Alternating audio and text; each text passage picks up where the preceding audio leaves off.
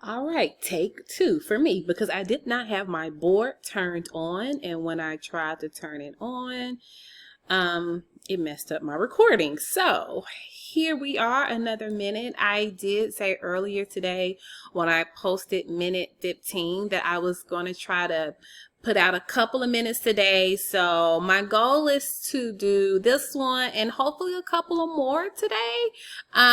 We shall see, but let's get started. Minute 16. Information about the workbook is below if you would like to join me with this workbook study. Okay, so very first problem, 8 times 4. 8 times 4 is 32. Done. Oh, excuse me. All right, let's move on to number 2. And I'm actually going to work number 2 off on the right hand side here to give me some more space because I tend to write pretty large. We have 65 times 65. I would like to show this problem using partial product. Maybe in the future I will, because I think a lot of students are using partial product to solve these type of problems. But I'm going to stick with the standard algorithm for this video. So let's rock and roll. I'm going to start by saying 5 times 5, which is 25, carry the 2. And then we do 5 times 6, which is 30, add on 2. It'll be 32. Okay, and then we're going to drop down. We do a placeholder before we move over to the 6. 6 times 5 is 30. Carry the 3. We already used that too. 6 times 6 is 36 plus 3 is 9. 36, 37, 38, 39. So we put 39 here. And why I am writing at an angle, I do not know. It's probably because of how I have my board position. Let me reposition myself here. All right, so now let's just add 5, 2, 9, 10, 11, 12. We get 4,225. 4,225. And you know what? I will go ahead and set it up using partial quotient. It'll also be another way to check our work. Not partial quotient, partial product. So I'm going to set up my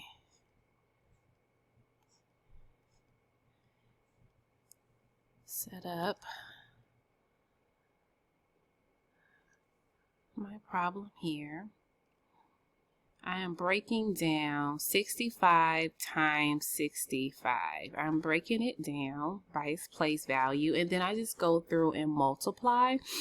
So here, 60 times 60 would be 3,600. 6 times 6 is 36. Then we keep the 2 zeros. And then we go 60 times 5. 6 times 5 is 30. And then add on the next 0. Drop down here. 60 times 5 again. 6 times 5 is 30. Add on the extra 0. And then we have 5 times 5 is 25. And then from here, we're just going to add all of our values. Be careful with lining up your place value. Okay, and then we're going to just add. We get 5 here. We get 2 here. 9, 10, 11, 12. Carry a 1. And we get 4,225. So it checks out. All right, and that is an example of partial product. So pick your preferred method. Here we have 10 times 12. Once again, I'm going to use my quick little strategy. 1 times 12 is 12. And don't forget to go back and grab the 0. So 10 times 12 is 120. All right, moving on to number 4. All right, so number 4 reads 3 centuries equal how many years? So I know that I know 1 century is equal to 100 years. So another century will be another 100 years, and then another century will be another 100 years. So 3 centuries would be 3 100 years. Okay.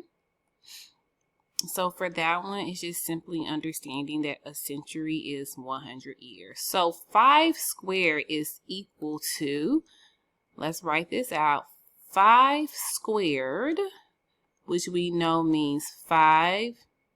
Oh no, I don't know why it does that, but let's keep moving. 5 squared is equal to 5 times 5, which is equal to 25.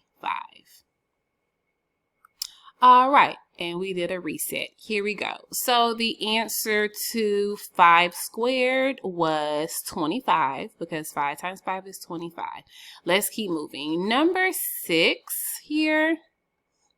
Once again, we are going to set up our rules, our order of operation.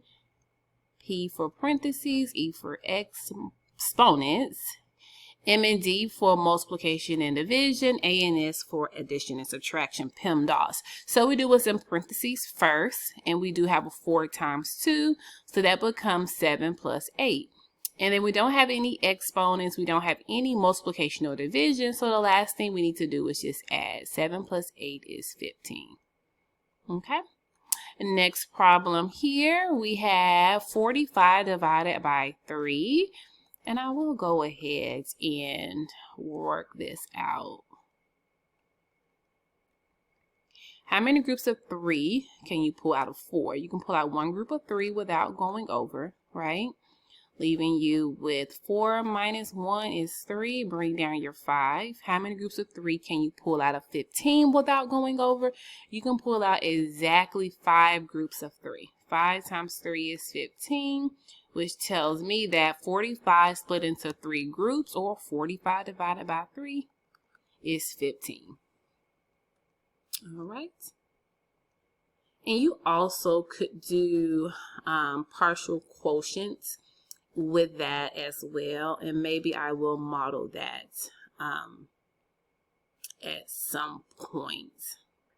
I think I will model that at some point. Okay, let's go on to number 8. It says A times C. This reads A times C. A has a value of 4, C has a value of 3, so that becomes 4 times 3, which is equal to 12. Okay, next up, we have B divided by C. B divided by C.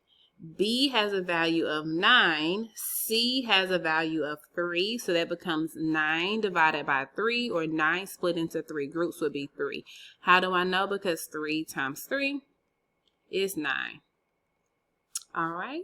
And last, we have 5 times B. 5 times B. So 5 times 9, because once again, B has a value of 9. 5 times 9 is 45. And we are done. All right, I am going to upload this video, and maybe I will go ahead and work on the next minute. So I will see you all on the next minute. All right, bye.